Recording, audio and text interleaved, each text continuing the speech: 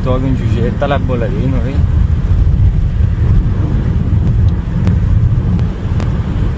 Qadar bordi. Kuni kecha ijtimoiy tarmoqda tarqalgan holat bo'yicha Toshkent shahar ichki ishlar bosh boshqarmasi yo'l harakat xavfsizligi boshqarmasi tomonidan surishtiruv ishlari olib borildi. Avtomashina hamda shu haydovchi aniqlandi. O'tgan kuni Oybek tarafda. Nega unaqa yurgansiz?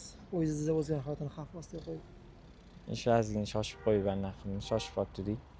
Shuning uchun Maqsad nima? O'zingizni shaxsiy profilingizga buni joylayapsiz, videoni. Yoningizda odam tasvirga olyapti.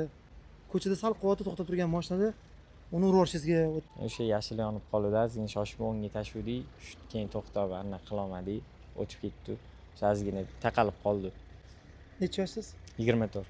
Siz tengdoshlaringizga nima tavsiya qilasiz? Boshqa unaqa qilmaslikni, qoida buzmasdan akkuratni yurish. Haqiqatda shu narsani qildingiz. Ha, buzmasdan endi akkuratni yuramiz. Belgilangan tezlikka rioya qiling, tezlikni oshirmang, o'zingizni hayotingizni xavf ostiga qo'ymang. Hali yoshsiz. O'sha vaziyatda ham og'ir oqibatli holat bo'lishi mumkin. Siz rulni olib qochayotgan vaziyatda boshqa mashina to'qnashuv bo'lishi mumkin, piyodani urishingiz mumkin, o'zingizni ag'darib ketishingiz mumkin transport vositasida, tushundingizmi? Tushundim. O'rnatilgan tartibda ijtimoiy tarmoqlarga tarqalgan video o'rganib chiqilib, holat yuzasidan ma'muriy javobgarlik to'g'risidagi kodeksi 128 prim 10 ma'muriy bayonnoma rasmiylashtirib, avtoulov hozirda endi jarima maydoniga ketadi. Yo'llarda haydovchilardan belgilangan qonunlarga, qoidalarga rioya qilishlarini so'rab qolamiz.